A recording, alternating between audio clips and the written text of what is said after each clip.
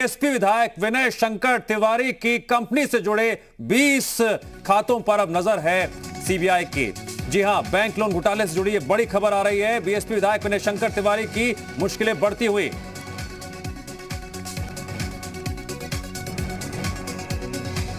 विधायक की company Messrs Gangotri enterprises के 20 बैंक खातों की जानकारी सीबीआई को मिली है। बैंक खातों से हुए लेन देन का ब्यौरा जुटाने में लगी है सीबीआई। सीबीआई जल्द नामजद आरोपियों से पूछताछ कर सकती है।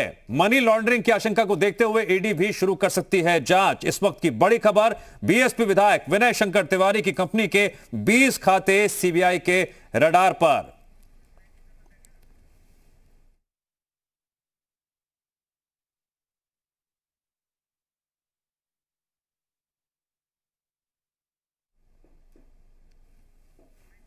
बैंक लोन घोटाले में फंसे बीएसपी विधायक विनय शंकर तिवारी की कंपनी मैसर्स गंगोत्री एंटरप्राइजेस के कम से कम 20 बैंक खाते इस वक्त सीबीआई की रडार पर हैं और इन 20 बैंक खातों से जुड़ी जानकारियां और ब्यौरा जुटाया जा रहा है, जिससे यह तय है कि अब आने वाले वक्त में बीएसपी विधायक विनय शंकर तिवारी की मुश्किलें और ज्यादा बढ़ सकती हैं। इन बैंक खातों से हुए लेन देन का ब्यौरा जुटा रही है सीबीआई। जल्द ही नामजद आरोपियों से पूछताछ भी कर सकती है। मनी लॉन्ड्रिंग की आशंका को देखते हुए ईडी ने भी जांच जो है शुरू करने की कवायद जो है सामने आ सकती है। यह भी अपने आप में अहम खबर सामने आ रही है। आरोप क्या है वो भी जान लीजिए। 1500 करोड़ के बैंक लोन घोटाले का आरोप है। गंगोत्री एंटरप्राइजेस के लिए बैंक लोन लिया गया। फर्जी दस्तावेजों के जरिए लोन लेने का आरोप है। कंपनी ने लोन का भुगतान नहीं किया।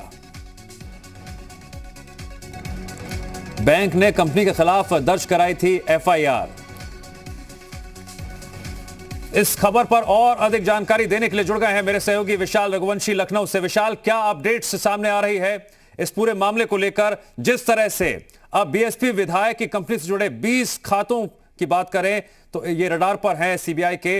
इससे जुड़ी क्या क्या जानकारी अब तक सामने आ चुकी है? देखिए, बीएसपी विधायक के करीब 20 खाते जो हैं वो सीबीआई की रडार पर आ चुके हैं और सीबीआई अब इन खातों को खंगाल रही है। क्योंकि जो फ्रॉड सामने निकल के आया था उस पूरे मामले को लेकर सीबीआई जांच कर रही है और जल्द ही 3 लोगों से पूछताछ करेगी सीबीआई, जिसमें आदित्य पांडे हैं, बीएसपी विधायक विनय शंकर तिवारी हैं और उनकी पत्नी। इन तीनों के खिलाफ चूँकि नामजद मुकदमा दर्ज हुआ है तो ऐसे में इनसे भी जल्द ही पूछताछ करेगी। इसके साथ साथ ये भी माना जा रहा है क्योंकि पैसों का जो लेन देन था वो फॉरेन में भी किया गया था। इस तरह की जानकारियां भी सामने निकल के आई हैं, तो ऐसे में ईडी भी इस पूरे मामले को लेकर अपनी जांच कर सकती है और ये माना जा रहा है कि अगले हफ्ते तक ईडी इस पूरे मामले की जो ब्यौरा है वो सीबीआई से ले सकती है। और उस पूरे मामले को लेकर ये कहा जा सकता है कि अब विनय शंकर तिवारी की मुश्किलें बढ़ना तय माना जा रहा है, क्योंकि ये जो पूरा स्कैम है ये अलग अलग बैंकों से लोन लेने का स्कैम है। लोन लिया गया और ये बताया गया कि लोन लेने के बाद कि उसका रकम जो है उसको चुकाई जाएगी, लेकिन लोन की रकम नहीं चुकाई गई। इसके साथ साथ जो लोन जिस मद में लिया गया था उस मद में वो खर्च नहीं किया गया। कंपनी को बढ़ाने के लिए ये लोन लिया गया था, निवेश के लिए लोन लिया गया था, लेकिन उसके मद में ये पैसा खर्चा नहीं किया गया।